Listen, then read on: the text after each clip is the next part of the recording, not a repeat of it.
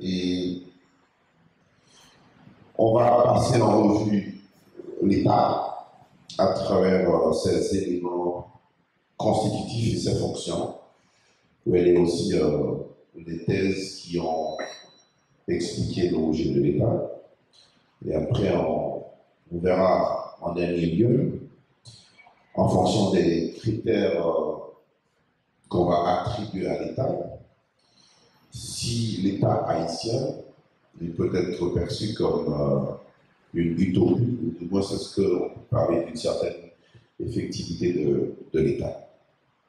Bon, je salue la présence du directeur ou bien du PDG de la Citoyen Édition et qui m'ont fait le plaisir d'assister à cette conférence. Je parle de Fred Botus. Et l'État, il convient de le souligner, n'a pas toujours existé. Nous sommes habitués dans nos sociétés modernes à son omniscience, omniprésence, et c'est à lui que nous confions aussi bien l'éducation de nos enfants que notre sécurité intérieure ou extérieure, pour que nous assignons la tâche d'une répartition plus équitable des richesses au sein de la société. Mais toute société politiquement organisée ne se constitue pas nécessairement un État. Il existe en effet des sociétés sans État, et même la cité grecque ne constitue pas un État, pour parler, si du moins on entend par État l'instance chargée de promouvoir et de faire respecter le droit au sein d'une société. Pourtant, l'absence de l'État dans les sociétés non étatisées n'implique pas nécessairement l'absence de pouvoir, ni l'absence de gouvernement. L'État se présente comme étant par excellence la forme suprême de l'autorité, puisqu'il exerce au sein de la société civile une fonction que les citoyens reconnaissent comme légitime, se posant comme garant de l'ordre, de la sécurité et des libertés individuelles. À cette interrogation sur le fondement de la légitimité de l'État doit s'ajouter une interrogation sur les origines historiques du concept lui-même. L'usage actuel sur le terme État s'est imposé que relativement tardivement. Il correspond à la koinonia politicaine dans le langage grec, ce qu'on pourrait appeler ici société civile, ou à la res publica et la chose publique chez les Romains, ou plus clairement, Stato, pour parler un peu l'italien, et dans le langage machiavélien, pour désigner les cités d'Italie, ou encore les cités-États d'Italie. En France, il apparaît sous l'Ancien Régime, mais il désigne alors plutôt la situation de la personne dans la société. L'acceptation moderne de la notion d'État apparaît en fait à la Renaissance, époque où le fondement divin de l'ordre social fait l'objet d'une contestation radicale.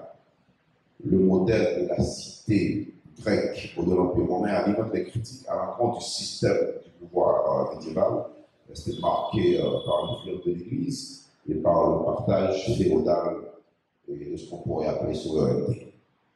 C'est ainsi que le Florentin Machiavel définit l'État comme le pouvoir central, souverain, et détache l'action politique de toute considération morale ou religieuse, voire même politique.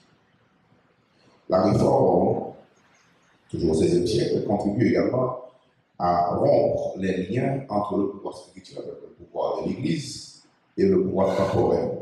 Tout ça a été entre les travaux de Martin Luther. Et qui est né en 1443 et qui est décédé en 1646 et qui a fait une critique tout à fait savante sur l'influence de l'Église sur la société. En France aussi, le français Jean Bodin constate que l'État est une création d'unification de l'ordre social qu'il conçoit comme le siège de la puissance souveraine et qui détient ce qu'on pourrait appeler une sorte d'autorité souveraine sur la société et exerce à ce titre le pouvoir. les lumières, les philosophes du contrat social, globalement, ont fait de l'État et le garant de l'ordre social.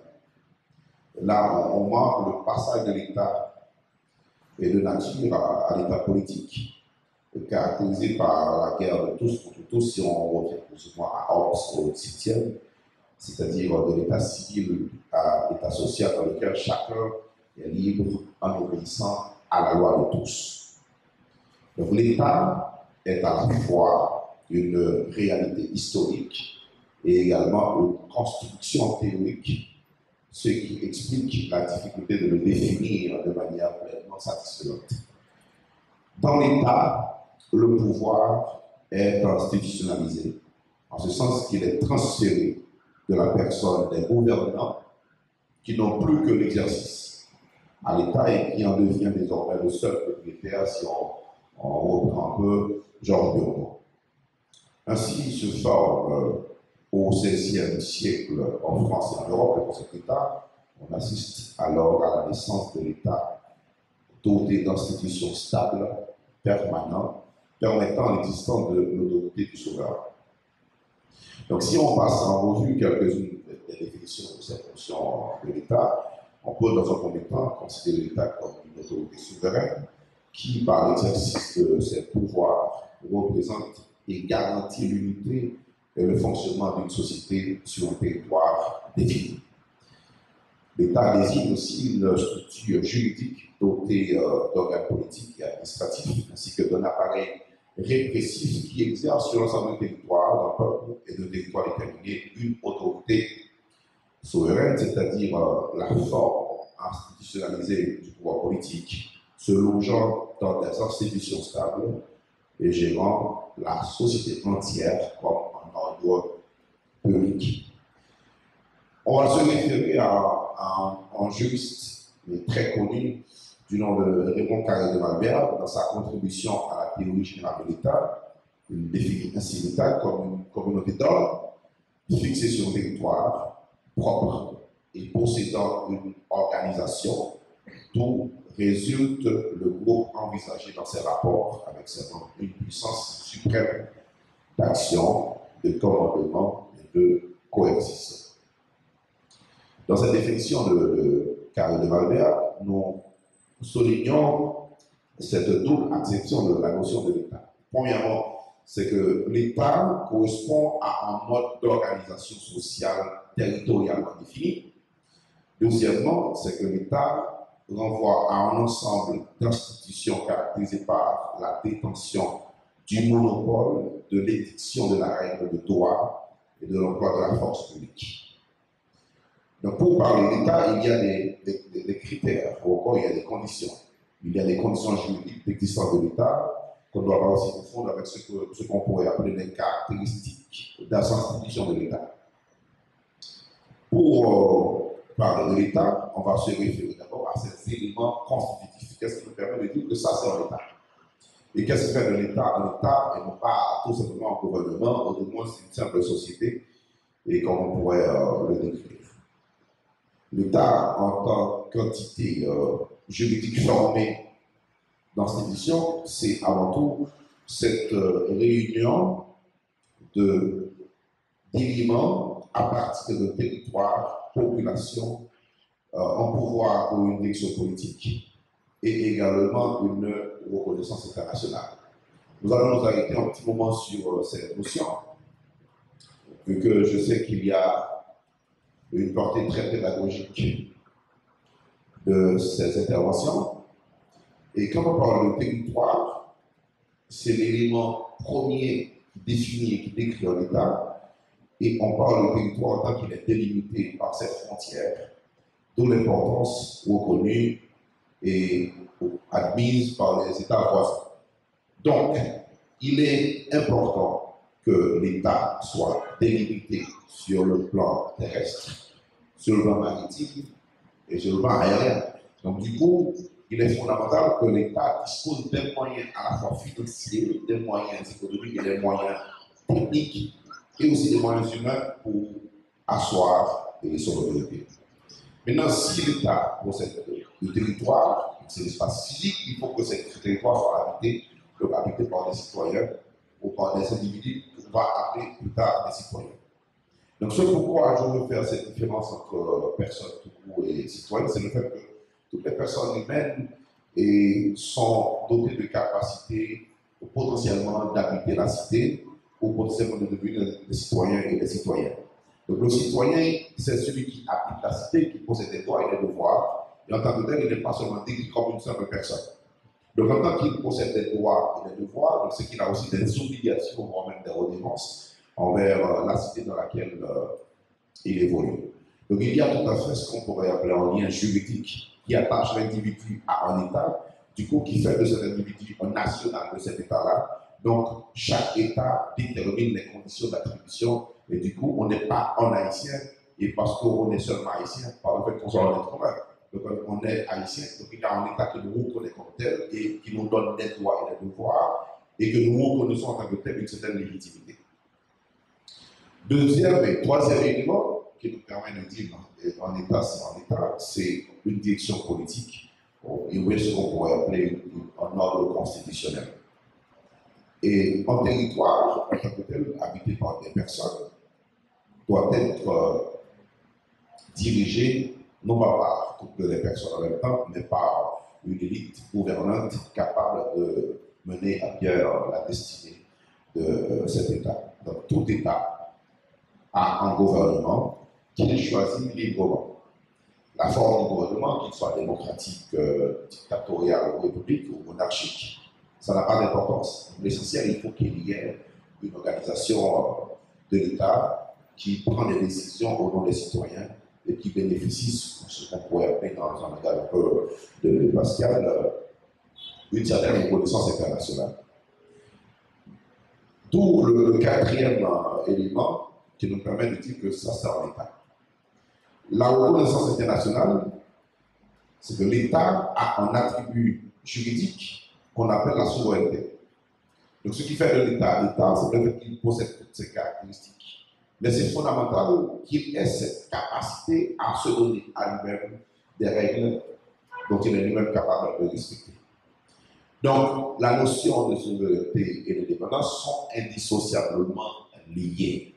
C'est donc dire, sur le plan juridique, le critère principal définissant l'État est celui de l'exercice de la souveraineté, qui est un pouvoir inconditionné dont dérivent tous les autres pouvoirs. Cela signifie qu'à l'intérieur du territoire dont il a la charge, il a non seulement le monopole de la contrainte, mais il dispose également de la compétence de ses compétences, c'est-à-dire il peut être soumis qu'à des règles qu'il a librement imposées, acceptées. Donc le corollaire même de la souveraineté, c'est l'indépendance. Lorsque cette souveraineté est exercée par un seul ensemble institutionnel, on parlera d'État unitaire, c'est le cas pour Haïti, un État unitaire avec un seul centre de gouvernement. C'est le cas, pas forcément pour d'autres États comme l'État américain. On n'a pas un seul centre de gouvernement parce qu'on n'a pas affaire à un État centralisé, je veux dire, un État unitaire. On a affaire à un État libéral, alors fédéral, et du coup, il y a plusieurs centres de gouvernement. Donc, du coup, il y a une certaine répartition des fonctions liée à l'idée même de décentralisation, donc qui crée tout de suite ce qu'on appelle l'autonomie, non pas la tutelle. L'État joue également un rôle essentiel sur la scène internationale, puisqu'il revient à l'État de défendre sa population et son territoire. À cette fin, l'État peut conclure des conventions liées, les liens avec d'autres États, en même temps qu'il dispose de la force armée. Il agit donc l'État à la fois comme un sujet de droit international et comme une puissance souveraine. Cette courte introduction sur la souveraineté nous permet de conclure ce point de la façon suivante. C'est que l'État occupe et possède la souveraineté, c'est-à-dire la plénitude des compétences sur son territoire. L'État, c'est l'apanage de la souveraineté. Et l'État s'identifie à la souveraineté. à la fois interne et internationale, du fait de la légitimité que lui reconnaît la population qui le régit. Deuxième élément que je déduis dans cette réflexion, c'est que l'indépendance est à la fois la condition et le critère de la souveraineté. On ne peut pas parler de souveraineté dans un État qui n'est pas indépendant. Donc seuls les États indépendants peuvent jouir du principe de la souveraineté. Et de ce point de vue-là, je déduis deux éléments importants.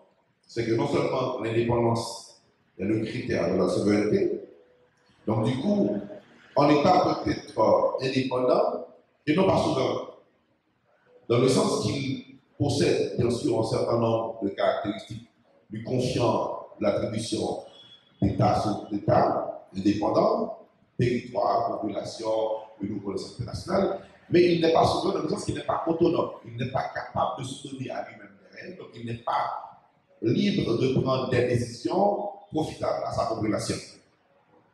Donc, la qualification ou encore l'attribut de la souveraineté fait de l'État non seulement un État fort, mais aussi capable de prendre des décisions sans qu'il ait besoin de l'aval d'autres États. La souveraineté, c'est avant tout le garant de l'indépendance. Parce que lorsqu'elle est reconnue à une entité étatique, elle emporte du même coup cette obligation pour les États tiers de respecter cet État dans son territoire et sur son territoire et quand il doit prendre des décisions. En résumé, c'est que la souveraineté est consubstantielle à l'autonomie de l'État. C'est la raison pour laquelle la doctrine a montré maintes fois que la souveraineté et l'existence du droit international étaient incompatibles. Puisque certains États cèdent une partie de leur souveraineté en signant certains traités ou accords internationaux, ce qui ouvre la voie à ce qu'on pourrait constater chez certains États, en particulier chez l'État haïtien, à des cas d'ingérence. Donc du coup, l'État n'est pas capable de prendre des décisions, et même s'il serait animé de bonne volonté. Quelles sont les caractéristiques des institutions de l'État? C'est une façon de dire que l'État se définit à travers ces institutions. Donc quand on parle de l'État, il faut voir les institutions, il faut voir les citoyens, il faut voir cette capacité des citoyens aussi à influencer l'État et vice-versa. Donc on ne peut pas espérer d'État bon, fort, efficace, sans citoyens bons, forts et efficaces. Donc du coup, l'essence même, ou encore sa nature, c'est les citoyens. Donc parler d'institutions, c'est aussi parler des règles, dans la mesure où les institutions ne sont pas des autocréations, elles ont été créées par des sujets de l'État, mais en même temps, ces institutions doivent se soumettre aux règles de droit. Du coup, l'État, en tant que tel, pour être, a besoin d'être un État de droit avant d'être ce qu'on pourrait appeler un État démocratique. Donc on ne peut pas imaginer l'État en dehors des règles et aussi imaginer des règles qui n'auraient pas eu des influences sur les institutions, voire même sur les comportements des acteurs politiques. Donc les institutions étatiques nous permettent de comprendre que l'État en tant que tel existe qu'à travers ses institutions. Et c'est la raison pour laquelle l'État possède cette caractéristique de la permanence. Et les institutions de l'État permettent à l'État aussi d'exercer des fonctions qu'on pourrait appeler des fonctions régaliennes. À l'intérieur, ces fonctions concernent l'édiction des normes, la législation, la réglementation et la sanction de ceux qui les méconnaissent. Voilà pourquoi l'État a besoin de la justice, l'État a besoin de la police en tant que tel. Et à l'extérieur, ces fonctions concernent la diplomatie et la force armée. Donc l'exercice de cette fonction suppose des ressources propres qui sont prélevées sur la collectivité nationale par le biais de l'impôt, d'où l'importance et de la contribution des citoyens et des citoyennes. Si on parle de l'État, donc c'est qu'il a une origine. D'où vient-il? Et pour expliquer l'origine de l'État, on va se référer à deux conceptions. ou encore deux thèses. C'est d'abord la thèse contractuelle, ou encore les contractualistes. Et là, nous sommes chez les auteurs comme Thomas Hobbes dans le Léviathan, publié en 1651. Nous sommes chez John Locke dans son essai sur le gouvernement civil et Jean-Jacques Rousseau du contrat social. Très brièvement, Hobbes est un philosophe anglais, donc britannique, du XVIIe siècle.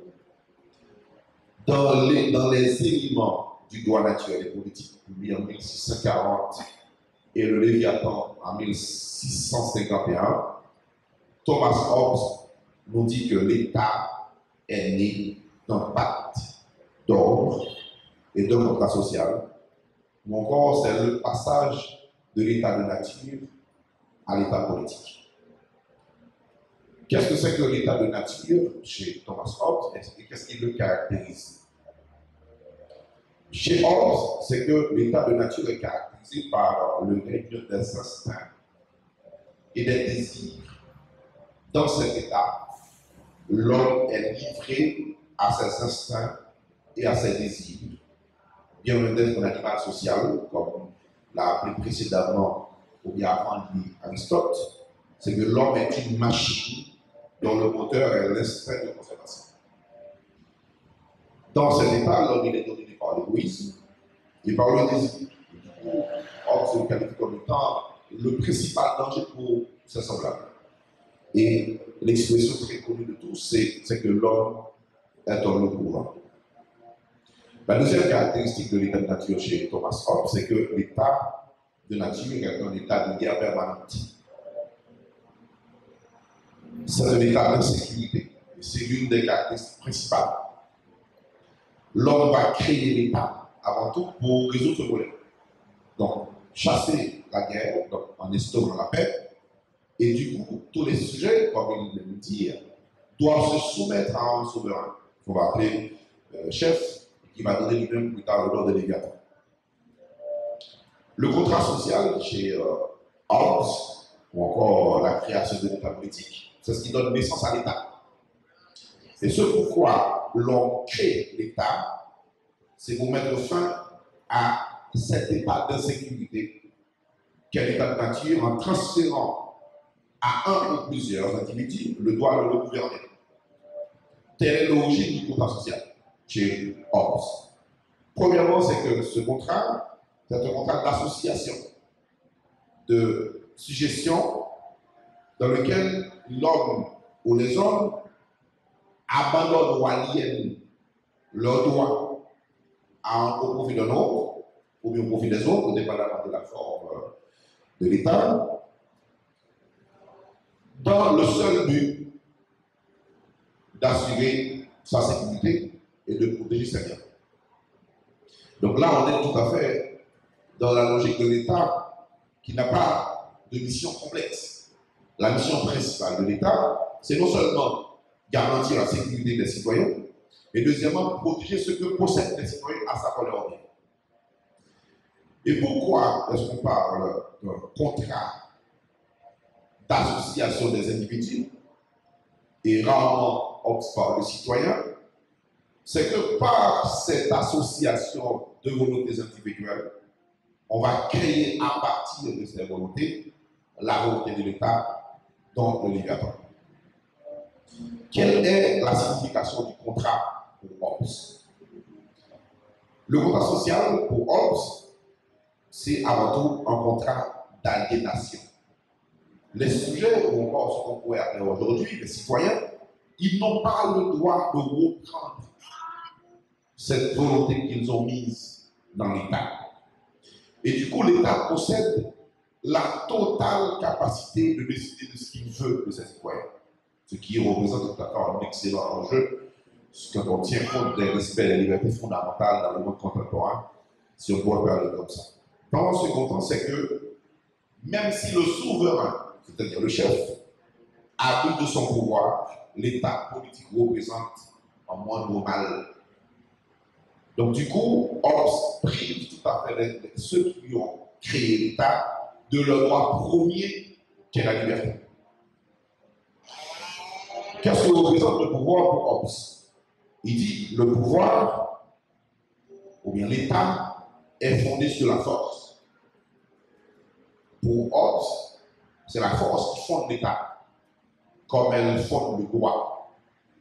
De même que la crainte était la cause du désordre dans l'état de nature, et bien cette même crainte devient aussi la cause de l'ordre dans l'état politique. Du coup, ce qui caractérise l'État, c'est la crainte qu'il inspire et la force de contrainte qu'il exerce. Donc on ne peut pas imaginer l'État sans sa capacité de créer la crainte et d'avoir aussi la force de contrainte. Donc l'État que nous décrit ici, Hobbes, est un État absolu. C'est un État fort, et le caractère absolu du pouvoir souverain n'implique pas l'existence d'un État totalitaire forcément. Donc qu'il soit un État démocratique ou pas, c'est qu'il y a des caractéristiques qui sont assimilées à l'État. Donc un État qui n'est pas en mesure d'exprimer la crainte de ses citoyens, il ne peut pas assurer la sécurité.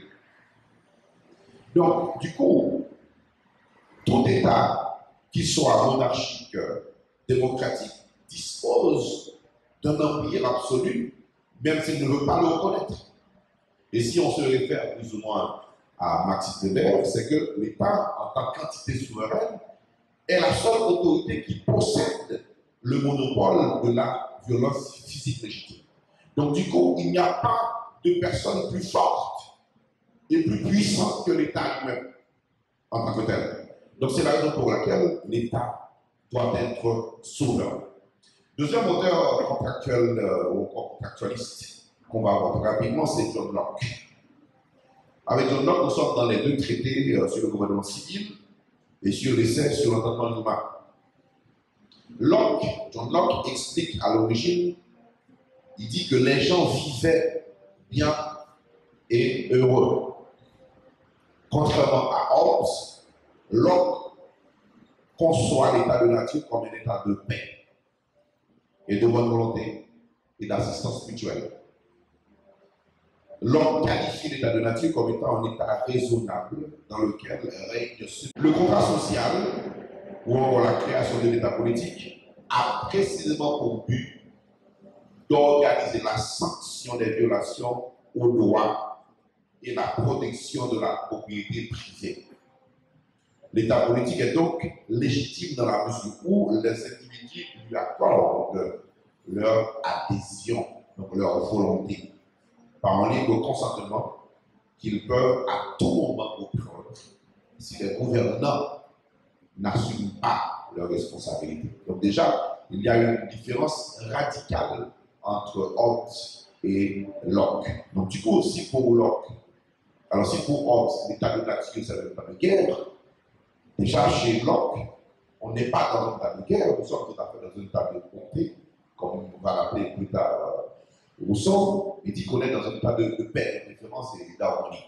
Et deuxièmement, c'est que les individus, ou encore les citoyens, parler un peu plus politiquement, ils ne vont pas aliéner leur liberté.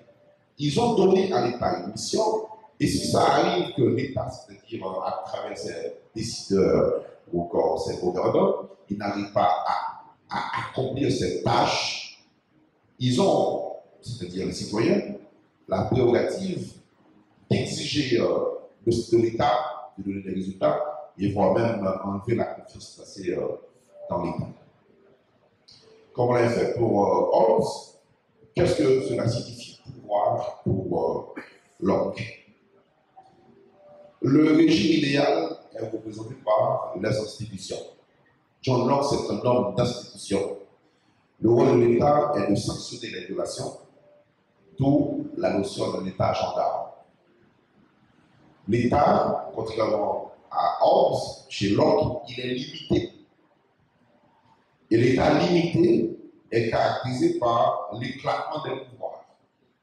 Et du coup, Hobbes, alors Locke devient l'un des premiers théoriciens modernes de la séparation des pouvoirs et sur laquelle va théoriser Montesquieu de l'esprit des lois. John Locke reconnaît trois pouvoirs de l'État. Il parle d'un pouvoir législatif, qualifié de pouvoir discontinu, donc ce n'est pas dans tous les moments ou à tout n'importe qui aura besoin de loi. Donc si les lois sont bonnes, elles peuvent toujours tenir. On peut les modifier en cas de besoin, parce qu'une loi, avant tout ça, elle aura besoin. Deuxièmement, il y a la présence d'un pouvoir exécutif. C'est un pouvoir continu, donc il faut qu'il y ait toujours en permanence la présence de ce pouvoir dans la mesure où c'est un pouvoir qui joue à la fois le rôle de représentation des citoyens sur le plan et externe, et du coup, c'est un pouvoir qui est capable de veiller à l'application des règles et qui prend des décisions. Et troisièmement, un pouvoir fédératif, ou encore au pouvoir de conduire, qui est capable de conduire les relations internationales. On a compris que l'État en tant que tel a eu toujours des relations avec ses homologues ou bien avec ses égaux. Donc c'est globalement ce que décrit le droit international, c'est que dans les relations internationales, tous les États sont égaux. Donc on t'aime qu'avec des égaux, et du coup, pour être égal à un autre État, il faut que l'on soit d'abord indépendant et aussi posséder cette capacité, ce qu'on appelle la souveraineté, qui est un corollaire fondamental pour l'exercice de plein droit d'un État sur le territoire. Il y a deux considérations importantes sur Locke. C'est que Locke sépare l'Église de l'État. L'État cesse d'être l'apanage de l'Église pour devenir un État laïque. Les missions de l'État ne sont pas les missions de l'Église et les missions de l'Église ne sont pas les missions de l'État. La mission principale de l'État, c'est l'organisation de la cité, la sécurité des citoyens et la défense de ses biens. Donc l'Église n'a pas cette mission désormais. Deuxièmement, c'est que Locke admet l'idée que les citoyens doivent garder leur droit de résistance. Si les citoyens n'ont pas ou ne conservent pas ce droit de résistance, ils ne pourront pas demander au gouvernement de compte. Ce qui a été tout à fait impossible dans la conception de Hobbes. Donc l'État, on passe d'un État sacré à un État désacralisé, donc laïque. Ainsi, Locke attache une grande importance aux différents droits de l'individu. Je vous rappelle que Locke, c'est le père du libéralisme. Le libéralisme fait la promotion pour deux choses. La première, c'est qu'il faut que les sujets soient toujours libres, donc la propriété privée et la liberté. Ce sont deux éléments fondamentaux pour le libéralisme. Donc, indépendamment du capital, c'est que le sujet doit avoir toujours ce bien premier qu'est la liberté. Et deuxièmement, ce qui lie le citoyen avec sa cité, c'est le bien, d'où l'idée de la propriété privée. C'est un état important. Le troisième auteur, très brièvement, c'est toujours dans la conception des contractualistes, c'est Jean-Jacques Rousseau.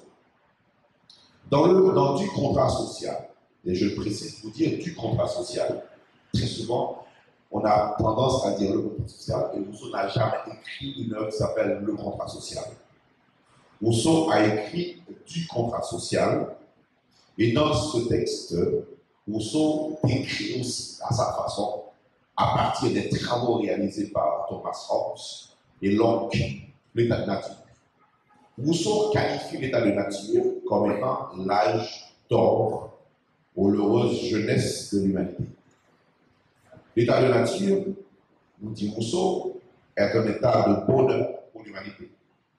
Il dit que c'est un état qui est caractérisé par la bonté originelle de l'individu, n'ayant pas encore connu la corruption de la vie sociale.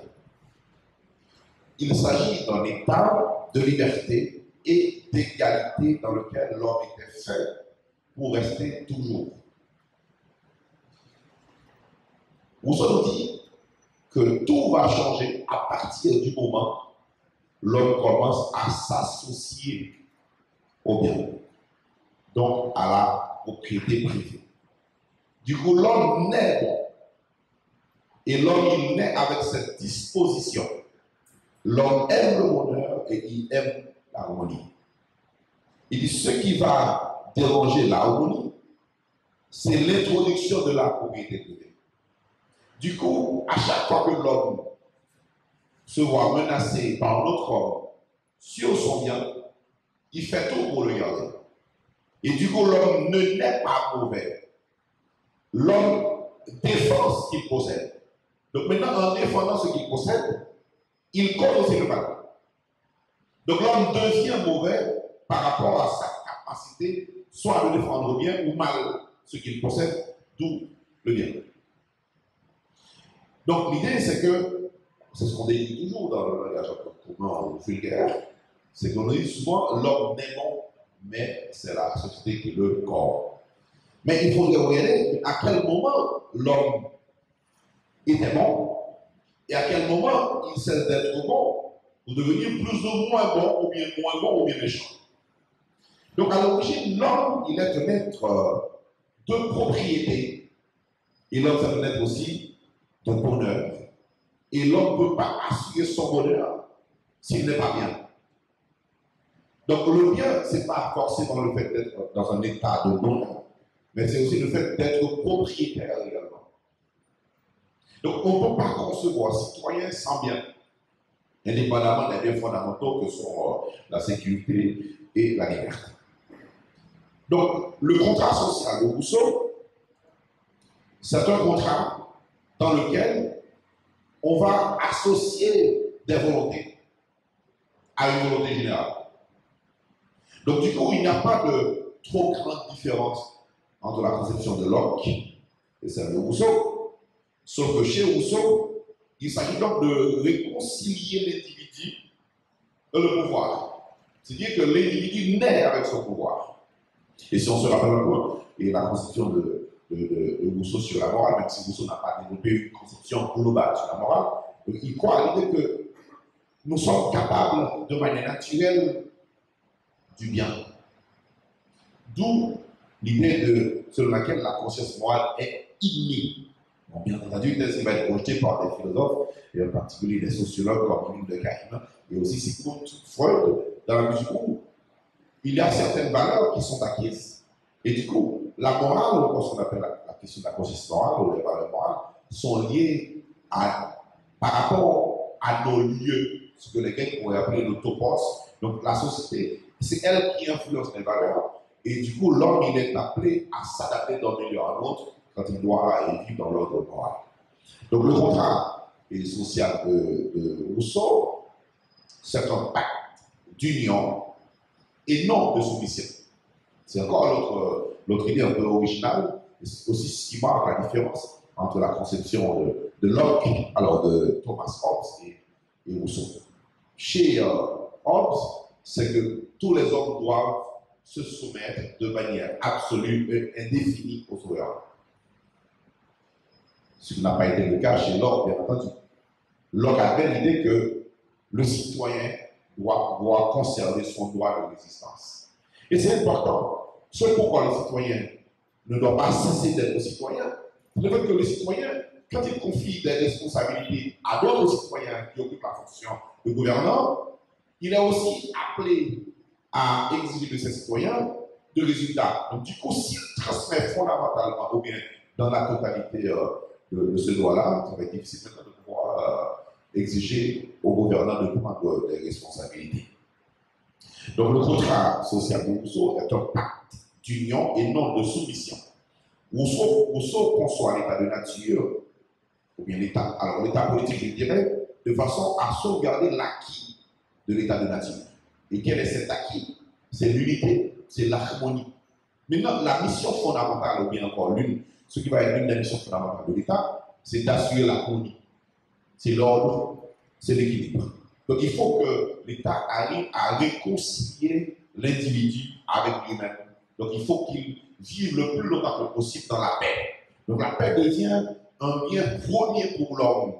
On ne peut pas imaginer une société sans paix. C'est un bien important.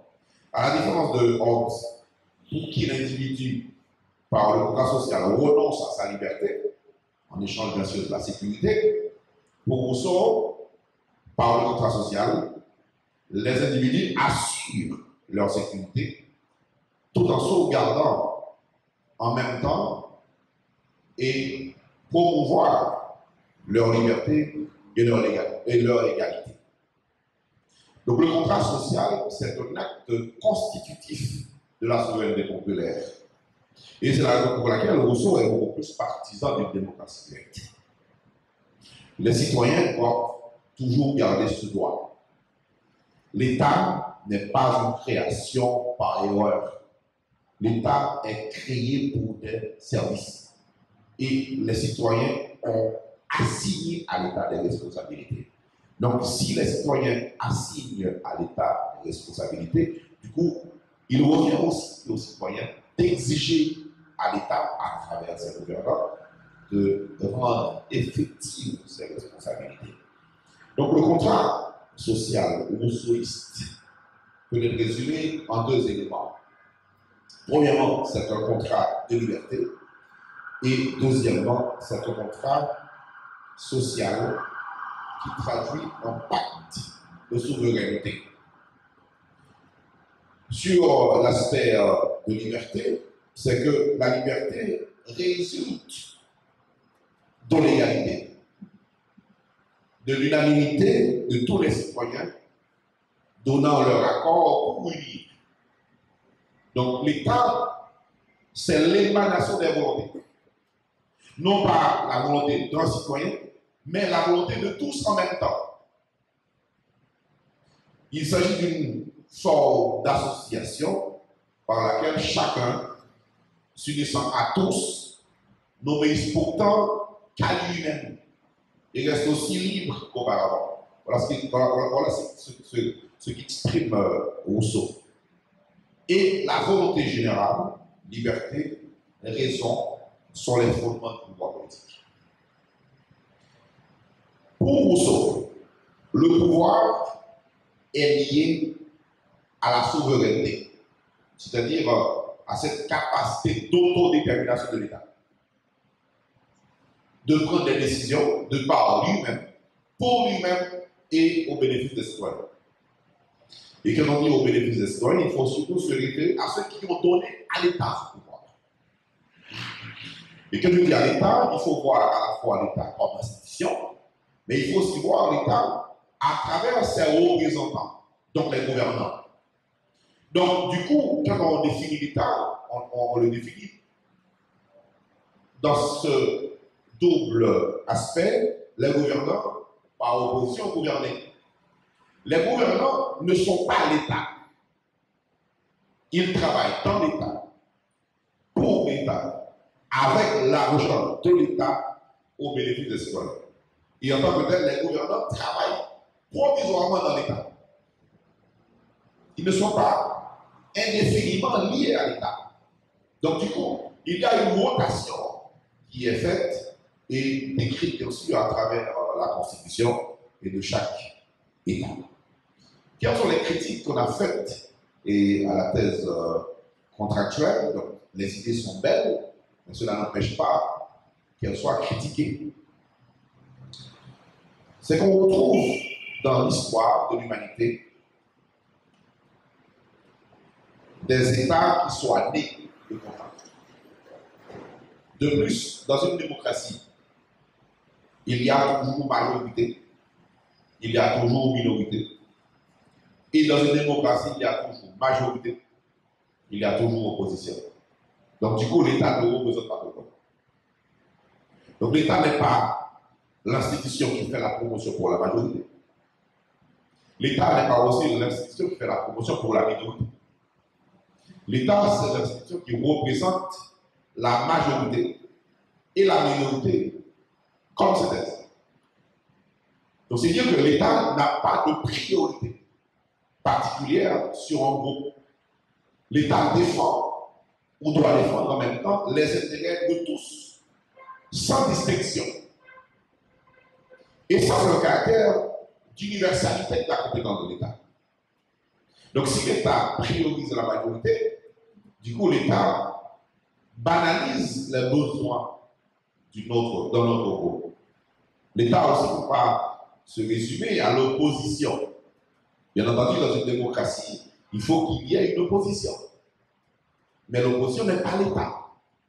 L'opposition, en tant que telle, elle peut participer à la mouvance démocratique, elle peut éclairer les intérêts des citoyens et les renseigner sur certains besoins ou certains manquements de l'État, mais pas les bons. Donc, du coup, l'État doit trouver cette harmonie, cet équilibre entre les besoins à la fois des minorités et des majorités. L'unanimisme n'a jamais existé et ne sera en aucun cas le cas. L'opposition, c'est quelque chose qui est naturel. La vie est en fait de contradiction. Enfin, un contrat ne lie que les parties signataires. Est-ce qu'aujourd'hui, on peut demander aux Haïtiens et aux Haïtiens qui sont nés après 29 mars 1987, est-ce qu'ils ont d'intérêt dans la Constitution? Ils ne sont pas signataires. Ils ne font que subir les conséquences de la Constitution, donc des intérêts de ceux qui l'ont créée, de ceux qui l'ont écrite. Donc du coup, un contrat est appelé à être toujours modifié ou revu. Et deuxièmement, c'est qu'une constitution, c'est un projet politique. Les besoins politiques ne sont pas pareils dans toutes les époques. Donc les idées contractualistes ne tiennent pas toujours. Si dans un premier temps, l'État, les hommes faisaient face à une question de sécurité, donc c'est normal. Si on doit créer l'État doit avoir cette mission d'instaurer la paix. Les besoins varient d'un milieu à un autre, d'une époque à une autre. Donc, du coup, les missions de l'État sont toujours les mêmes, mais différemment. C'est très complexe. D'où la nécessité d'une autre conception ou d'une autre thèse, et c'est la thèse institutionnelle. Au début du XXe siècle, pour les tenants de la thèse institutionnelle, en particulier le grand juriste Maurice Auriou, l'État est le produit de fondation et d'adhésion. C'est-à-dire que l'État procède de la volonté d'un certain nombre d'individus de mettre en commun les moyens dont ils disposent pour l'institutionnalisation de l'ordre politique et social. L'État est une institution fondée par un groupe d'hommes. L'État n'est jamais une création de tous. C'est toujours la création d'un certain nombre de personnes dans la société. Et en 2023, en Haïti, nous sommes environ 12 millions. On n'a pas été 12 millions en 1987. C'est-à-dire que les projets ou bien les provisions qui sont inscrites dans la Constitution haïtienne ne sont pas forcément les projets de cette génération. Pour Maurice Auriou, l'État procède d'un phénomène consensuel et plus contractuel. Et cela permet de distinguer l'État des gouvernants. L'État est une institution détachée des gouvernants. Donc les gouvernants, comme je l'ai dit tout à l'heure, ne sont pas l'État, mais ils représentent de manière immédiate les intérêts de l'État.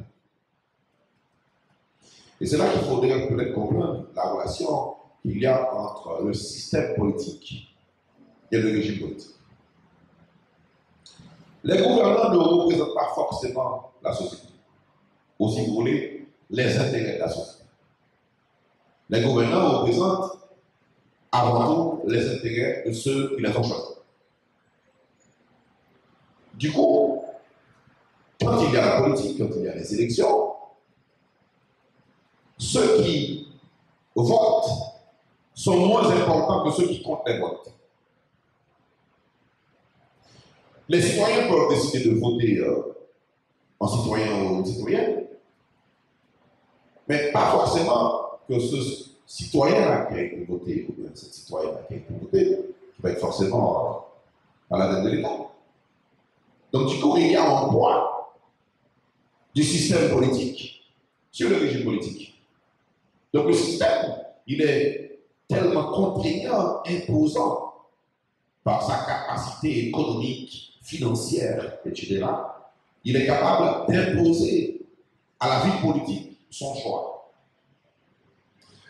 En tant que mode d'organisation sociale de la société, à travers les groupes, principalement les groupes de pression, ce qu'on appelle les groupes d'intérêt, et aussi les partis politiques, le système s'impose. Donc, l'État n'est jamais libre. Il est libre que, ou bien qu'à partir de la liberté de ceux qui l'ont créé. À quoi sert l'État? Ou encore, quelles sont ses fonctions? Pourquoi l'État a été institué? Quelles sont ses principales attributions? Il n'y a personne qui ne soit très persuadé de la conséquence du bon ordre dans un État. Personne. Et qui ne souhaite sincèrement de voir bien régler celui où il est obligé de passer sa vie. Personne n'aime laisser ça se faire. Tout citoyen et tout citoyen est toujours attaché à sa cité. Du coup, tout le monde aime le bien pour sa cité. D'où la nécessité de ce qu'il appelle le gouvernement et que nous nommons l'État. La première fonction de l'État, ou encore l'une des fonctions premières de l'État, c'est que l'État est un organe de survie.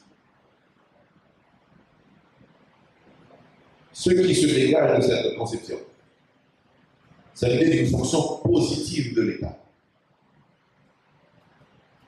L'État est un instrument nécessaire pour dépasser la violence naturelle et l'arbitraire, si on se réfère à Hobbes et Locke. L'État permet d'échapper à l'instabilité et aux luttes, puis constitue au sein de la dynamique sociale et politique un puissant facteur d'ordre, de régulation, de stabilité. L'État est un organe de survie. Il vise à lutter contre la fragilité des choses humaines et la dissolution de la communauté. L'État est là pour conserver la cité, protéger la cité, contre toute menace interne et externe. L'État, en tant qu'autorité souveraine, il est de son obligation de trouver les moyens nécessaires pour faire régner l'ordre et la paix. Et personne ne peut se placer en face de l'État. Personne. L'État est la seule autorité capable de faire ce qu'elle veut sans demander de négociation à qui que ce soit. Donc, il est important de comprendre, pour que l'État arrive à assurer cette fonction, il faut que ceux qui travaillent dans l'État et pour l'État aient un minimum de formation à l'État. On ne peut pas s'imaginer fonctionner l'État. On ne peut pas placer n'importe quelle personne dans l'État. Tout le monde n'est pas habilité à travailler pour l'État et dans l'État. Il faut une certaine éducation au service de l'État, à tous les niveaux. Donc l'État, pour remplir ses fonctions, il faut que ces fonctions soient comprises par ceux qui vont les réaliser. Sinon, il n'y aura pas de cohérence entre ce que veut l'État et ce que veulent les dirigeants. Donc les intérêts des dirigeants doivent être cohérents aux intérêts de l'État. Donc il n'y a pas l'intérêt des dirigeants pour l'État, c'est l'inverse.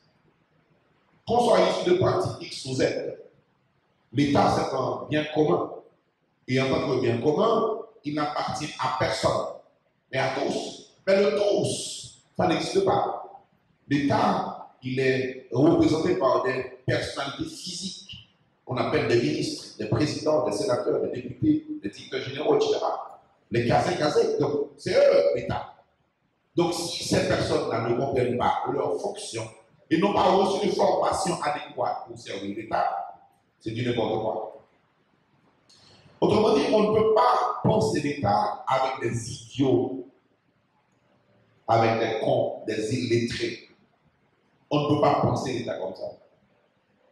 L'État, pour garantir la survie, a besoin des personnes qui comprennent ce que cela veut dire survie. L'État, c'est l'organisation rationnelle et raisonnable de la communauté. Le but de l'État est de durer le plus longtemps que possible dans la communauté. C'est ce que nous rappelle Eric Wein dans Philosophie politique publiée chez Brun. La deuxième fonction de l'État, c'est que l'État assure la liberté. Pour assurer la liberté, il faut d'abord assurer la sécurité. Liberté et sécurité sont consubstantielles. On ne parle pas de liberté si la sécurité n'est pas. Aujourd'hui, et on est samedi, vous n'êtes pas libre d'aller où vous voulez. Il y a des territoires qui sont contrôlés par des personnes non de l'État. Dans l'État, sauf dans les États fédéraux, on ne peut pas avoir plusieurs États. L'État haïtien est un État unitaire. Donc il ne peut pas exister d'autres États dans cet État. Aussi, l'État a la police et apparemment l'armée, sur le plan effectif. Il ne peut pas exister de force armée, plus armée. L'État, pour assurer la liberté, doit garantir la sécurité. La fin de l'État n'est pas de faire des hommes des bêtes ou de les transformer en automates. La fin de l'État, c'est de rendre libre et plus libre les sujets ou encore les citoyens et les citoyennes. C'est ce que nous dit Spinoza dans le traité théologique politique. La fin dernière de l'État, c'est la liberté. Un État qui est incapable d'assurer la sécurité de ses citoyens ne va se dire qu'il est un État. La sécurité, c'est l'un des premiers biens. Pour terminer ce point sur la fonction de l'État, je vous lis ceci. On va être un peu politique. On va se référer à Alain, puis Émile Chartier. Voilà ce qu'il dit. Il dit voter, ce n'est pas précisément l'un des droits de l'homme. On vivrait très bien sans voter si l'on avait la sûreté et la liberté. Le vote n'est qu'un moyen de conserver tous ces biens. L'expérience a montré 100 fois qu'une élite gouvernante d'après l'hérédité ou par la science acquise arrive très vite à priver les citoyens de toute liberté. Si le peuple n'exerce pas un pouvoir de contrôle, de blâme et enfin de renvoi, quand je vote, c'est-à-dire quand je vote, le citoyen ou la citoyenne, quand il ou elle ou je vote, je n'exerce pas mon droit. Je défends toutes mes lois. Qui sont ces droits? Ce sont la sûreté et la liberté. Donc l'État est institué pour ces deux biens. Il est de la responsabilité de l'État d'assurer la sûreté et la liberté. On pourrait résumer disant que l'État exerce trois fonctions principales. Fonction de commandement, fonction répressive, fonction d'arbitrage et fonction sociale. Dans sa première fonction, l'État peut ordonner, interdire à toute la population ou à des personnes déterminées de faire telle ou telle chose. C'est-à-dire maintenir l'ordre public, la justice, la police. C'est l'État. Dans sa fonction d'arbitrage, c'est que l'État doit régler les conflits. Il est de la responsabilité de l'État d'instituer des institutions pour régler les conflits, les différends. Et troisièmement, l'État a des fonctions sociales. Même les États capitalistes ont des fonctions sociales, parmi lesquelles assurer la protection des citoyens, l'assistance aux citoyens, satisfaire les besoins comme l'éducation, la santé, la culture, le loisir. L'État, c'est une institution de création de bien-être. L'État doit créer les conditions de bien vivre pour la société. Donc l'État a une mission générale d'organisation de la vie sociale. De ce fait, l'État ne peut pas être neutre. On ne peut pas avoir un État qui ne prend pas de décisions. L'État n'est pas là pour constater. L'État est là pour agir. Et en toutes circonstances. L'État ne se repose pas. Et ne peut pas se reposer aussi. L'État conduit le groupe humain vers l'avenir souhaité. Donc l'État, il est là pour aider les citoyens et les citoyennes à réaliser leurs rêves. C'est la mission de l'État. Et si on se réfère à cet ensemble de fonctions, on revient à la question principale. L'État haïtien est-il une réalité ou une utopie?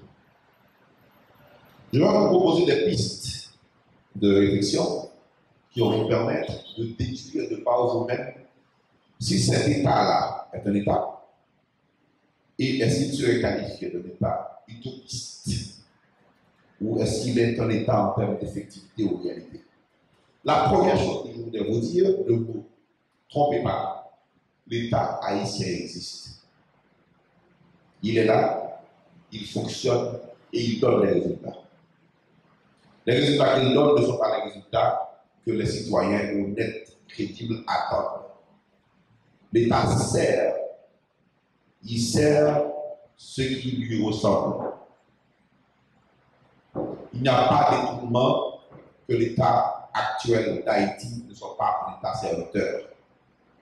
Parce que les gens, globalement, qui sont dans l'État, ne sont pas des personnes qui ont été aspirées à partir d'un projet de l'État, servir l'État.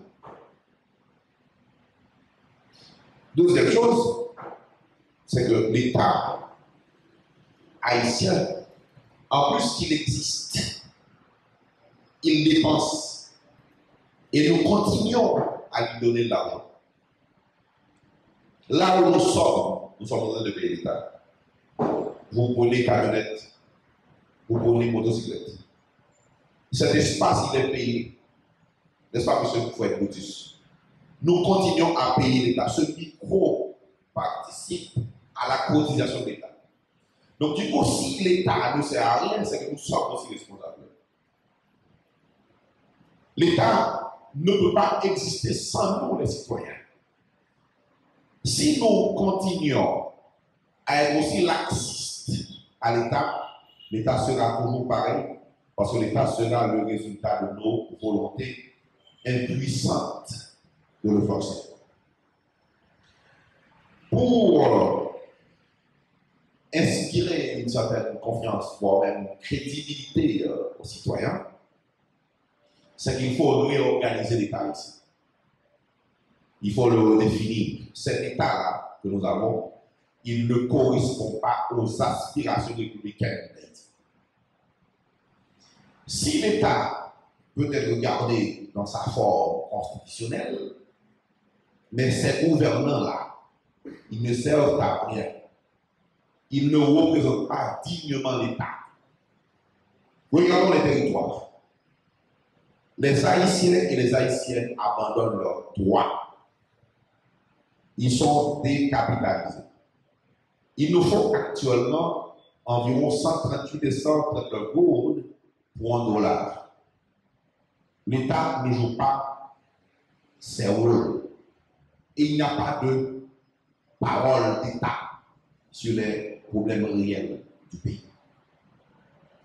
L'État habite les gangs et les gangs jouent le rôle de l'État.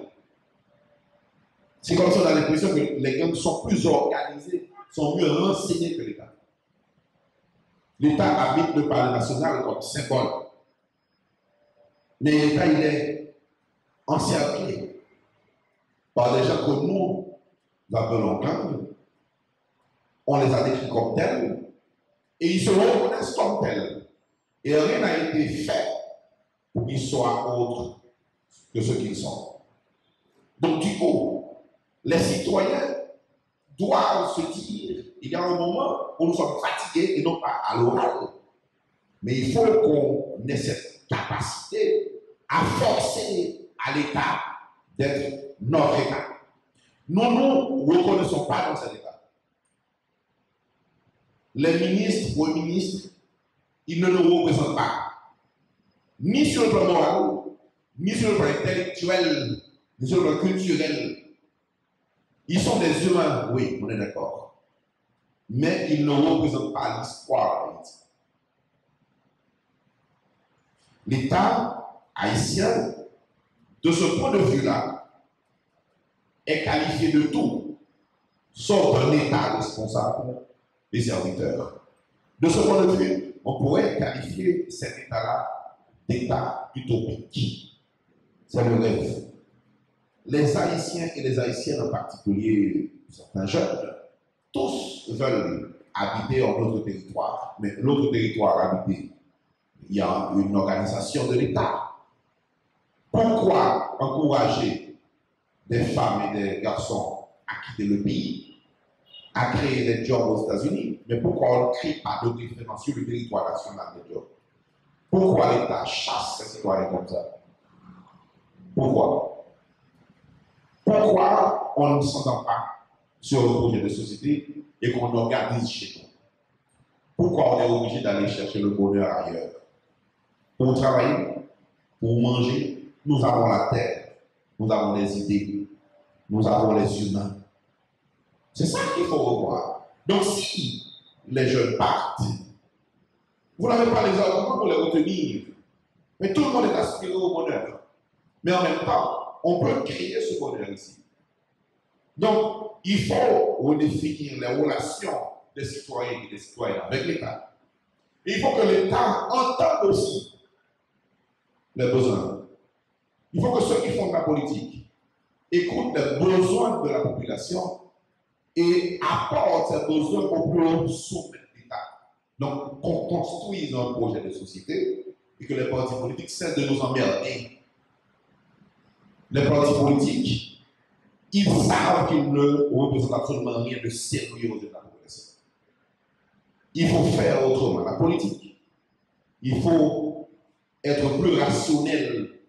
Les partis politiques doivent trouver l'entente possible pour épargner les Haïtiens et les Haïtiennes dans le bulletin contenant 15 candidats, 20 candidats, 50 candidats pour un poste. Nous ne sommes pas des fous. On nous prend pour des cons. Donc c'est là qu'il faut comprendre maintenant. On ne peut pas penser une meilleure relation avec l'État si les citoyens ne sont pas eux-mêmes éduqués à avoir un minimum de formation. Ne serait-ce que sur le fait de reconnaître qu'ils ont des droits, qu'ils peuvent poser des questions, qu'ils ont droit à l'éducation, qu'ils ont droit à une bonne santé de qualité, qu'ils ont droit à une bonne école de formation, qu'ils ont droit à l'université, qu'ils ont droit à des campus universitaires, aux loisirs, etc. Quel est le plus grand loisir des jeunes aujourd'hui? Les chaînes d'hôtels, les boîtes de nuit. Il n'y a plus de compétition. C'est normal. Mais cette normalité n'est pas normale. Il y a un âge qu'on a, c'est sur les bancs d'école qu'on est. Donc, si on veut créer l'État, il faut inscrire la jeunesse. Et ça va être facile de voir quand un État fonctionne et travaille pour passer de cet État défaillant, que je qualifie l'État haïtien, à un État haïtien efficace et serviteur des Haïtiens, des Haïtiennes. Il faut commencer par changer la façon de diriger. La façon dont nous dirigeons, elle n'est pas bonne, elle ne donne pas de résultats. Les mêmes causes produisent forcément les mêmes effets, c'est les mêmes têtes, les mêmes vases. S'il faut briser la vase, ou bien le vase, si je ne me souviens pas, si c'est féminin ou masculin, qu'on le brise ou bien qu'on la brise. Et c'est-à-dire, il faut créer des conditions permettant à tous et à toutes de s'identifier à l'État. Je veux être fier de l'État haïtien. C'est-à-dire, je veux me reconnaître dans un chef de gouvernement, dans un ministre, dans un secrétaire d'État, dans un Kazek, Azek. Et de se reconnaître dans une nation. Il faut impérativement des femmes et des hommes honnêtes et compétents à la tête de l'État pour rendre effectif le rêve haïtien. On a eu un rêve. 1804, ce n'est pas une erreur, c'est une planification. Le projet était là. Qu'on revienne à ce projet et qu'on le modifie, qu'on l'adapte. La mémoire de ceux et celles qui nous ont légué cette portion de terre mérite mieux. Je vous remercie beaucoup. Merci de votre écoute. Merci. Nous disons merci au professeur Bernier, lui qui vient d'intervenir sur le sujet l'État haïtien entre utopie et réalité. Il a jugé nécessaire de partager avec nous les grandes lignes du concept État au regard de tout ce qui se passe ici en Haïti. Étant arrivé à la suite des questions, et vu que vous êtes des Haïtiens et que vous vivez en Haïti, sans nul doute, vous avez des questions pour le futur. Alors, les personnes, ou du moins la personne qui a une question, je prie à cette personne de venir. Ok? Il y a une question. Merci beaucoup. Je m'appelle Richard Delia, professeur de philosophie. Donc, je tiens tout d'abord à féliciter M. Guernier pour son exposé, à mon sens, qui a été impeccable. Donc, c'est un sujet très intéressant. L'État haïtien entre utopie et réalité. Donc, ce sujet est d'une importance capitale, comme je l'ai dit, parce que nous vivons dans un pays vraiment spécial. M. Guernier a fait plusieurs considérations, donc il y avait des propositions aussi, mais il a conclu pour montrer que l'État haïtien existe cependant, et ça est une utopie, nous sommes dans un rêve. Et M. Guernier nous présente les caractéristiques d'un État, c'est-à-dire qu'il faut qu'il y ait un territoire et nous avons un territoire, il faut qu'il y ait des individus, des citoyens, il y a des citoyens, il faut aussi qu'il y ait une institution, nous avons une institution, et une reconnaissance internationale. Maintenant, M. Guernier nous parle aussi de projet de l'État. C'est là ma question. Et dans son exposé, il dit que l'État doit être dirigé par des gens qui soient capables intellectuellement. Maintenant, dans ce projet de l'État, M. Guernier, comment devrait-on s'y prendre pour que l'État, alors dans ce projet de l'État, nous sommes dans un rêve, et que cet État soit dirigé effectivement par des hommes qui soient, des hommes et des femmes bien entendu, qui soient capables dans ce projet de l'État. Donc, par exemple, M. Guernier pourrait faire partie de ce projet. Donc, vraiment, Haïti va très mal. Donc, c'est là ma question. Dans ce projet de l'État, comment devrions-nous faire, n'est-ce pas, pour que cet État soit dirigé par rapport à ce projet par des hommes et des femmes qui soient capables, qui soient à la hauteur de cette État. Merci beaucoup. Merci.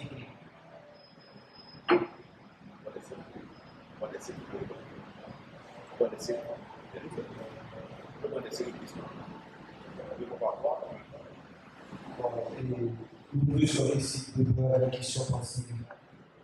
Est-ce qu'il y a une deuxième question? Ok. Merci de poser directement la question pour ce que le temps joue. Monsieur Guerrier, Merci, je tiens à saluer mon grand cher monsieur Guerrier pour son bien exposé. Il m'a beaucoup édifié personnellement. Mais je voudrais lui faire au moins deux questions en double volet. Je vais dire la double volet. La première question est la suivante. Comment un État peut-il se valoriser face aux autres? Comment un État peut-il se valoriser face aux autres États? Deuxième volet, j'espère que je ne suis pas trop long. Et monsieur le patron, comment un État peut-il se valoriser face aux autres? Deuxième volet, je ne suis pas trop long. Et quand l'État a failli à ces différentes fonctions, il y a ces différents rôles, ou à ces différentes fonctions, que faire? Le deuxième volet, actuellement, si vous voulez le texte, le deuxième volet, il dit dans les milieux, quelles sont les causes qui peuvent occasionner l'effondrement de l'État? Et quand elle est le cas, que faire? Excusez-moi, il y a beaucoup de problèmes. Pas d'autres questions? Merci beaucoup. Alors, je suis Bernard Sanjous, étudiant en relations internationales, et je félicite mon cher professeur Réginald Guerrier.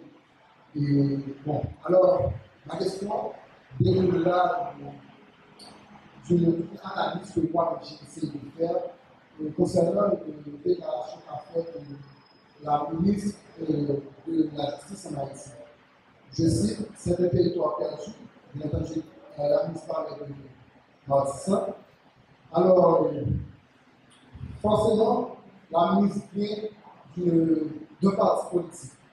Et étant donné que chaque parti politique a et doit avoir une idéologie, et l'idéologie doit répondre à certaines questions, à savoir l'origine de la société, à savoir aussi avoir un projet politique et aussi avoir des stratégies à répondre, afin de répondre à ce projet. Maintenant, une fois qu'un ministre issu de parti politique a fait une telle déclaration, maintenant, quelque part, comment, ou du moins, y a-t-il une idéologie politique au sein des partis politiques, des nombreux partis politiques de la société haïtienne? Merci. Et merci à vous, professeur. Maintenant, vous pouvez commencer à répondre.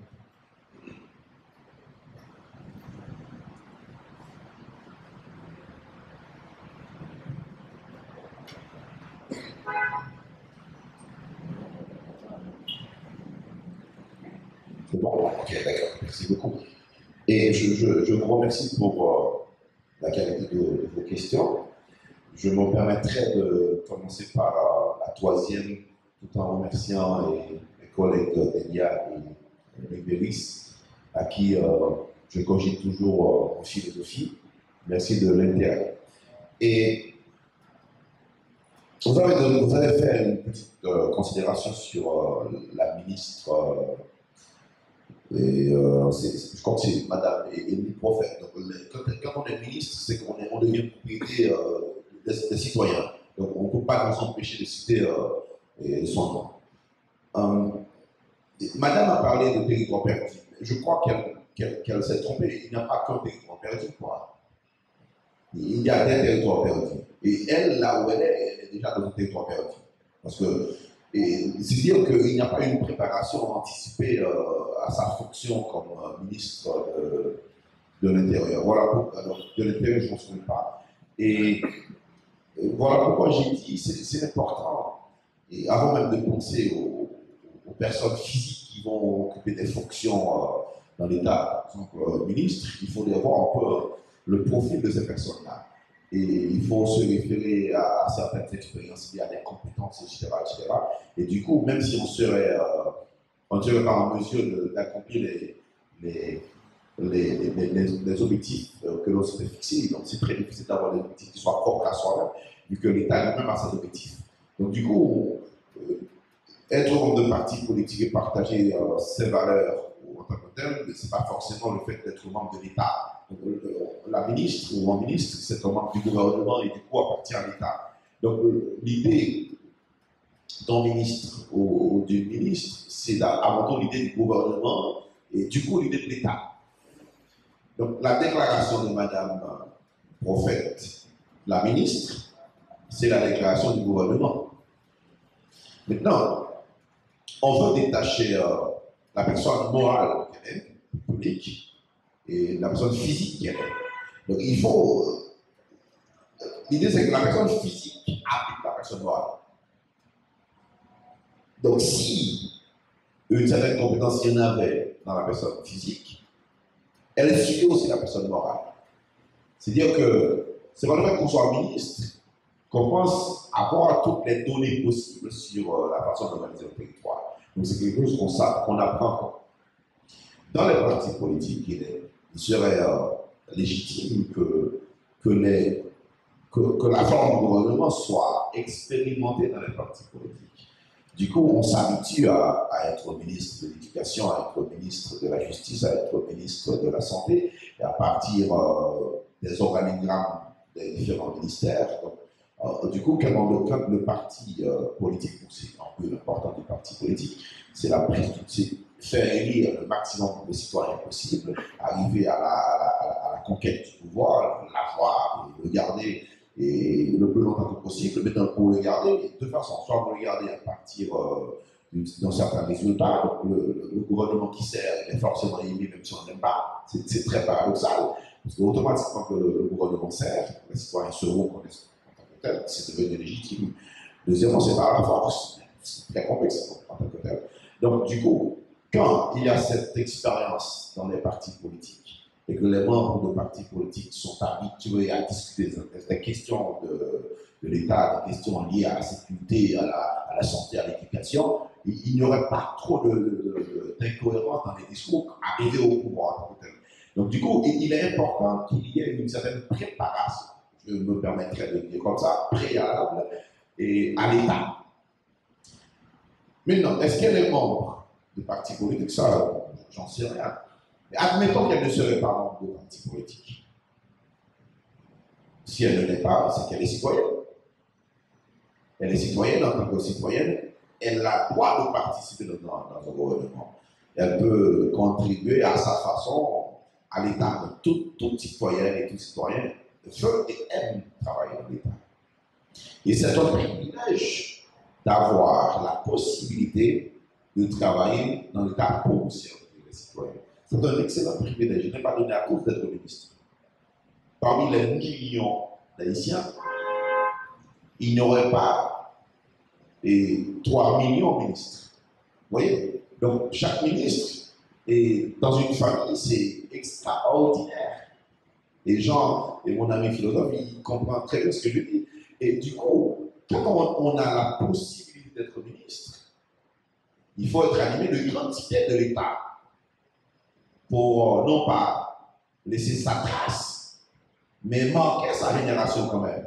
Donc il faut détacher un peu cette félicité un peu personnelle à vouloir se reconnaître comme étant la personne qui a fait, mais de préférence à s'identifier à une nation, à une population, à une époque donnée. Bon, tel gouvernement a fait ça, mais c'est par le biais de telle personne. Donc du coup, il y a un lien important entre la personne que je suis et peut-être le ministre que je serai. Parce que je serai ministre avec mes compétences.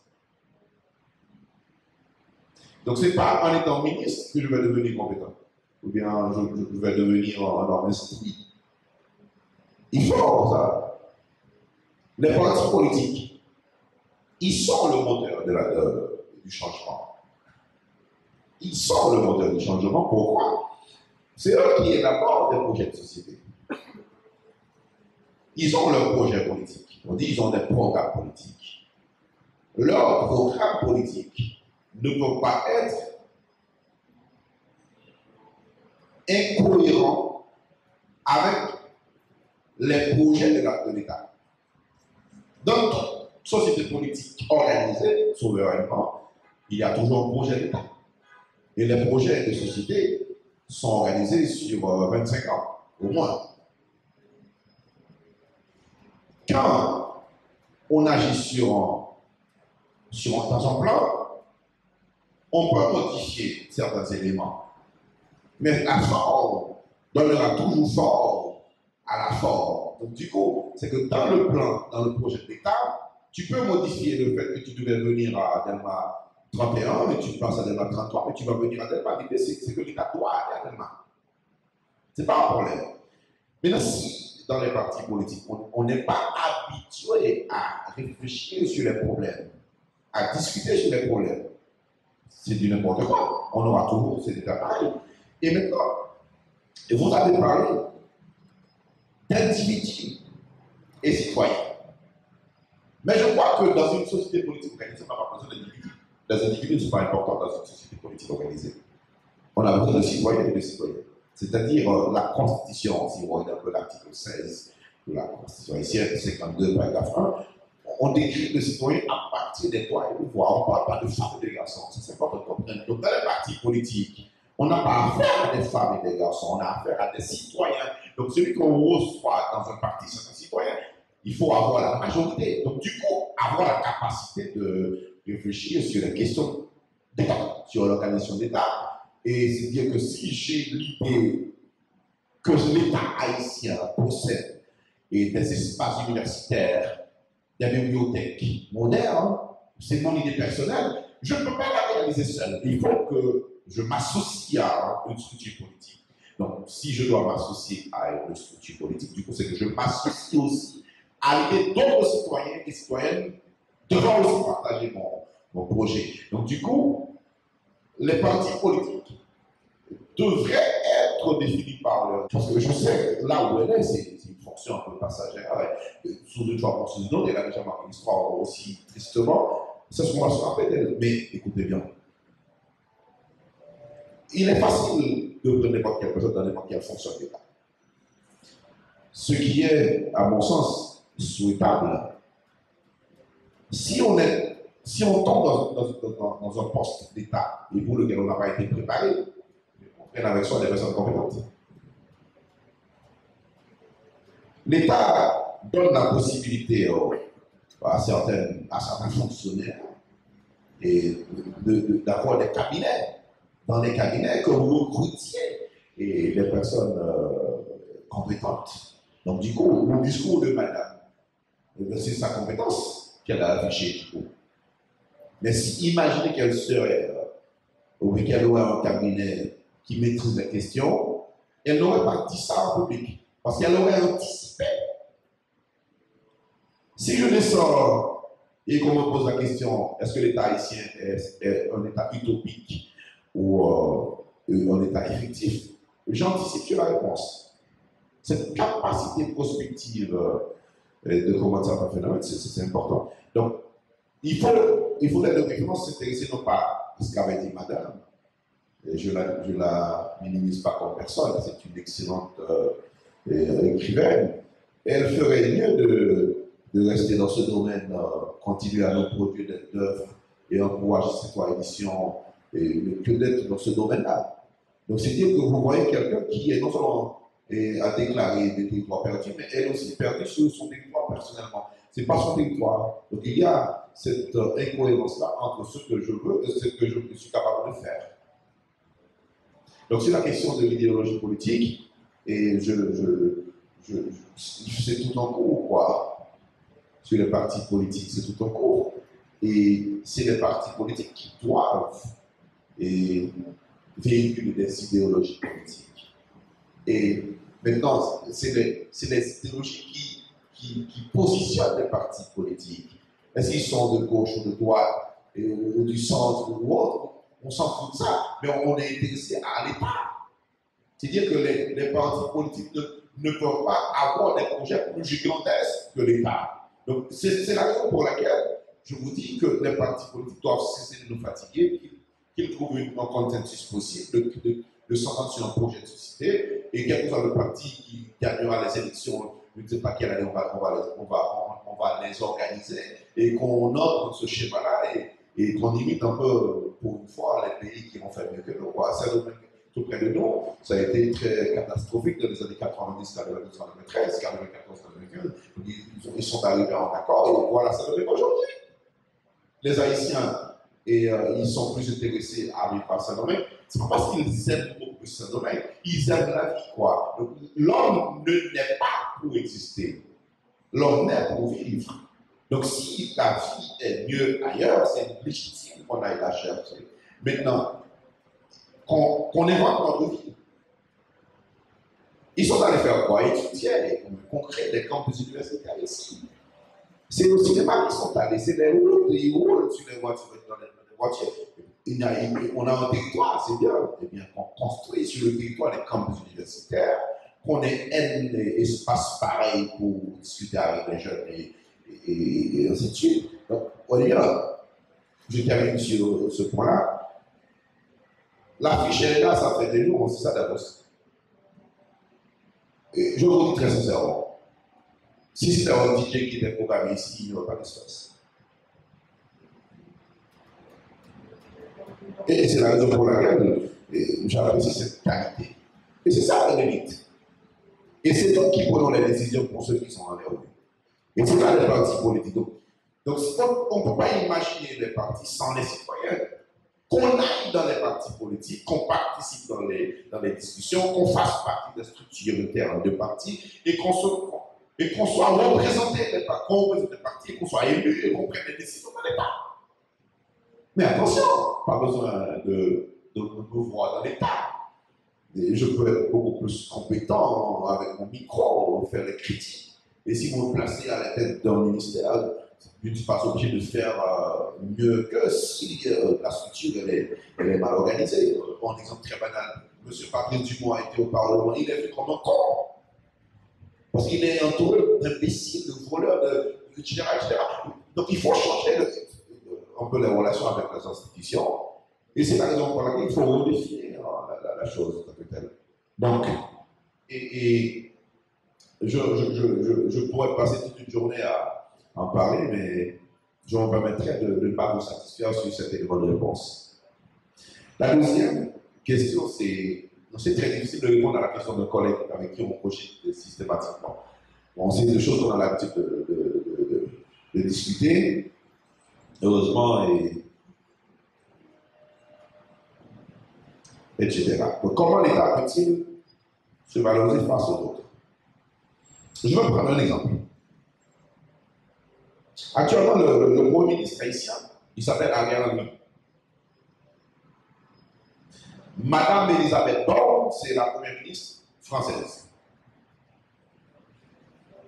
Regardons le parcours de Madame Borne et le parcours de M. Ariel Henry.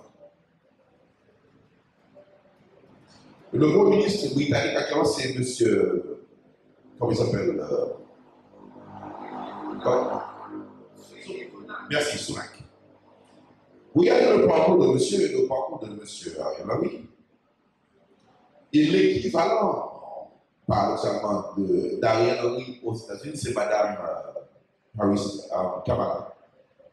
Ce pourquoi on ne peut pas dire qu'elle est Premier ministre, parce que c'est un régime présidentiel. C'est-à-dire un régime qui n'avait pas de Premier ministre, mais un président avec un vice-président. Maintenant, on veut être respecté à l'extérieur, c'est ça. Il faut commencer par changer les représentations nationales d'abord. Quand M. Michel Martelly a été président, on est en 2010, 2011, c'est ça. À l'époque, vous savez qui était président et le président du monde? Chavez, Castro, c'est ça, Obama, Poutine, Madame britannique, Madame Angela, Madame l'Allemande, c'est Angela Merkel, Obama et aux États-Unis. C'était l'égal de M. Martelly. Imaginez Martelly à la table avec ces gens-là. Il n'y a pas. Est-ce que vous voyez? Vous vouliez maintenant que les gens vous traitent d'égal à égal, mais écoutez bien. En termes de représentation, connaissance, ça ne correspond pas. Je ne parle pas de personnes humaines. Voilà, dans physique là. Maintenant, tête en tête, parcours, etc. Donc, quand vous mettez Martelly en face de ces hommes-là, ça n'a plus qui ça. On va parler de musique, on ne va pas parler de Guyane, on va parler de l'État. Donc, il y a un problème. Donc, du coup, les visages, il y a quelqu'un pas pour au sérieux. Mais d'où vient-il? C'est pas ailleurs tomber dans l'État. C'est ça qu'on va tromper nous. Il y a beaucoup de personnes qui pensent que Martelly, c'est international ou pas, c'est que les citoyens n'ont pas été. Si les citoyens faisaient jouaient le rôle, il y a pas gagné. Du coup, il devient président, c'est le président économique. Il représente l'État ici. Mais malgré tout, Kazek, ainsi de suite, monter. Première fois qu'on a besoin pour l'autre État pour d'égal à égal, il faut garder le profil de monde dans l'État. Profil. On ne peut pas gagner banal. Alors, je vais acheter que monsieur fait une histoire. Mais nous connaissons un monsieur qui lit dans les titres dans le livre. Il n'a pas fait scandale si le ministre culture ou bien éducation autorise ça. Et dans le domaine des liens.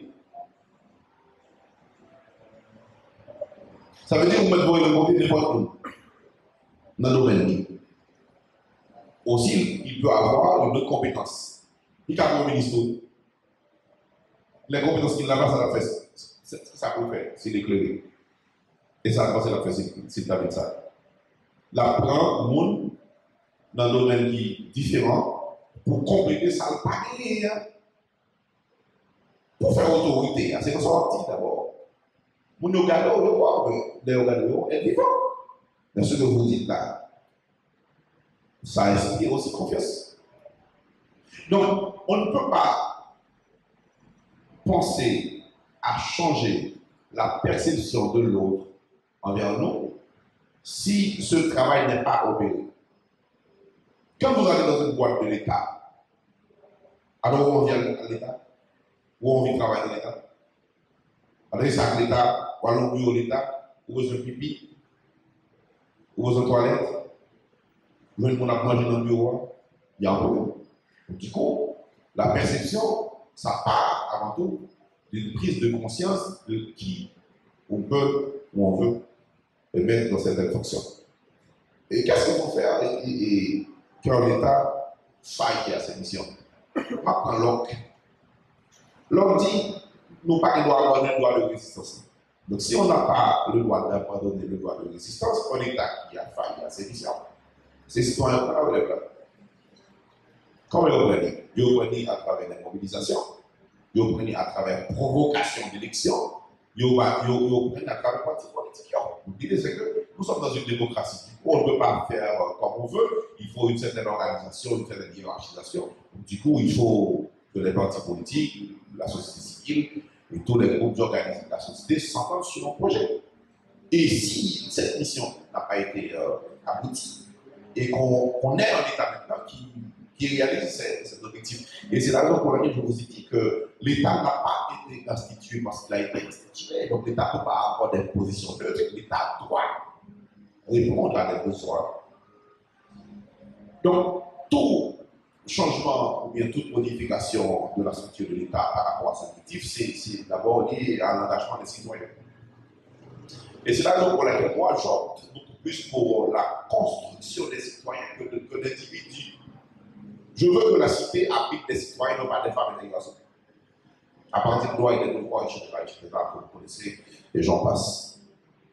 Et l'autre question, quelles sont les causes de l'effondrement de l'État haïtien?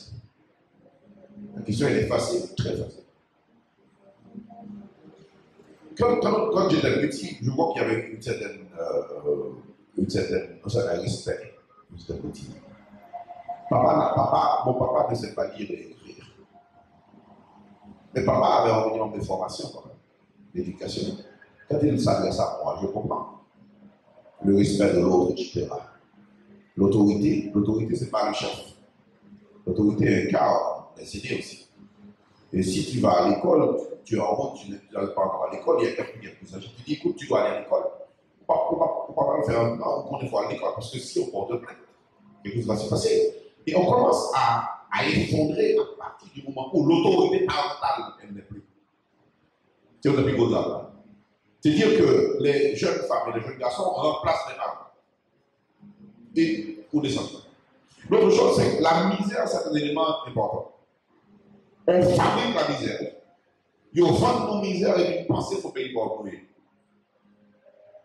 Et puis le fait qu'on sait et qu'on admet qu'on est dans la misère, qu'on est pauvre, on ne faut rien pour créer la richesse.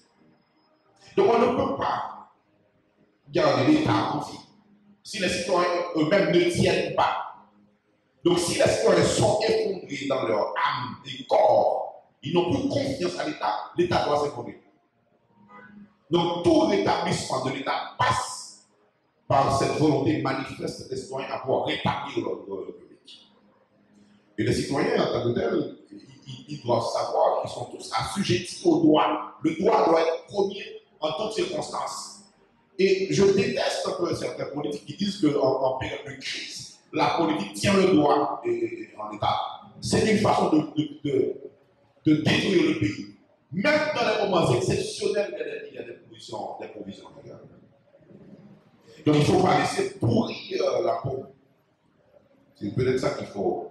C'est après il faut des pensées. Donc les causes sont nombreuses. Et il faut d'abord créer l'État. Il faut recréer l'État, il faut redéfinir l'État. Il faut redonner à l'État d'autres objectifs. Il faut peut-être rétablir d'autres principes. Et former d'autres citoyens, imposer des citoyens qui sont capables d'imposer à l'État ses conditions.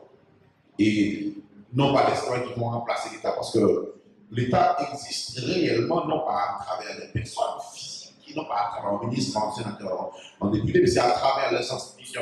Je crois que c'est fondamental de créer les institutions, de rétablir les institutions politiques et administratives pour que l'État soit l'État réel. Et deuxièmement, c'est que l'État doit être présent sur le territoire. Donc si l'État a un territoire, l'État doit avoir le contrôle de son territoire. Et en tout sens. Donc c'est dire que en État dans lequel il y a par-ci par-là développé ça et là, il y a un problème. Donc, c'est les causes. Et là où nous sommes, ce n'est pas un hasard pour moi. Et je crois que l'un des auteurs qui devrait être le plus lu dans cette génération-là, c'est M. Michel Foucault. Il a tout décrit, quoi. Il a tout décrit. Et banalement, c'est pour ceux qui réfléchissent, il n'y a pas de hasard. C'est la localité. Et tout autant que l'on continue à supporter les gens dans ce qu'ils font, nous parlons plus bas. Malheureusement.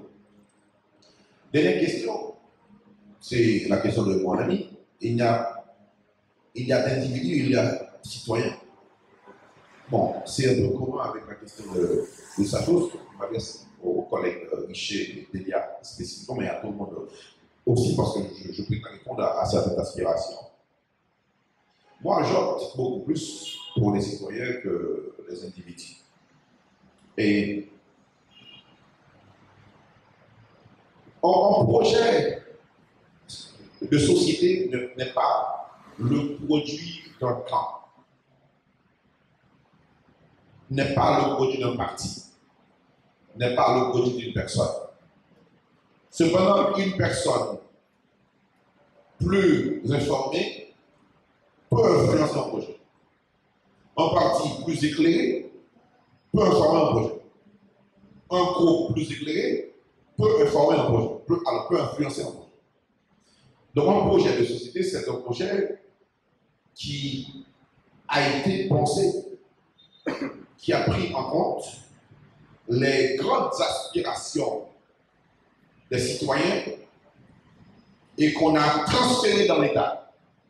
Vu que les citoyens ne sont pas eux-mêmes en mesure de réaliser de par eux-mêmes ces projets, on les a institués.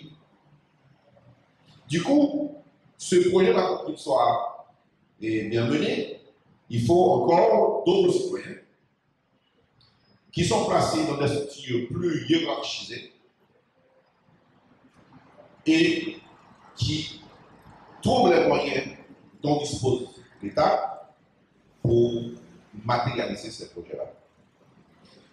Deuxièmement, il n'y a pas de projet de société qui soit possible si les partis politiques eux-mêmes n'épousent pas ce projet.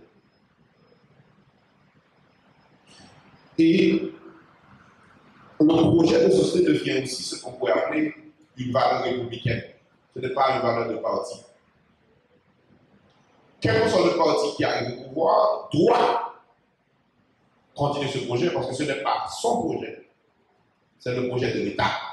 Et même si ce parti-là n'aurait pas aimé tel aspect, il doit le faire parce que le parti, une fois élu tel candidat, etc., le candidat, c'est le candidat pour devenir un fonctionnaire de l'État, du coup n'appartient plus au parti, mais appartient à l'État.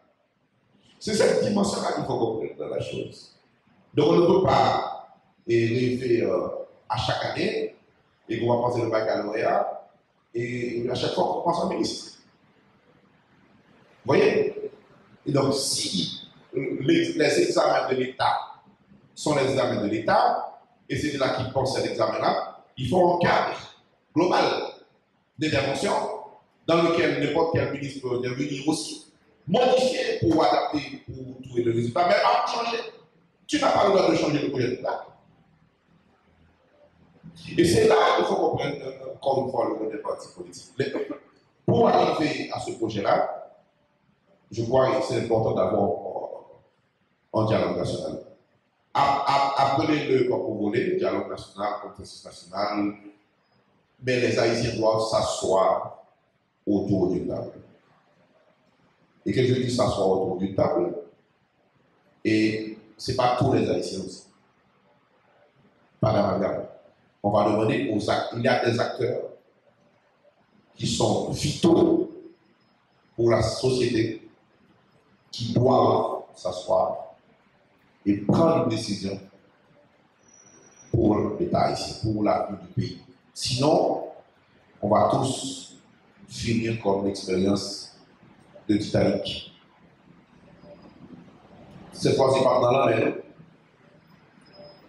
Là. Donc le projet, c'est important. Mais ce qui est le plus important, c'est le fait que les citoyens haïtiens doivent vouloir vivre ensemble.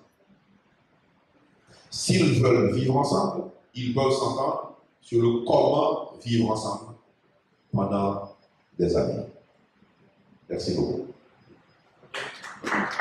Merci. Merci encore une fois, professeur Guerrier. Nous avons intervenu sur le sujet l'État haïtien en toute réalité. Et on profite de ces circonstances-là pour inviter notre conférence à la salle Michel Soukar. Samedi 1er juillet, son panel de Billy ici, Lionel Saint-Félix, Esther Bézou.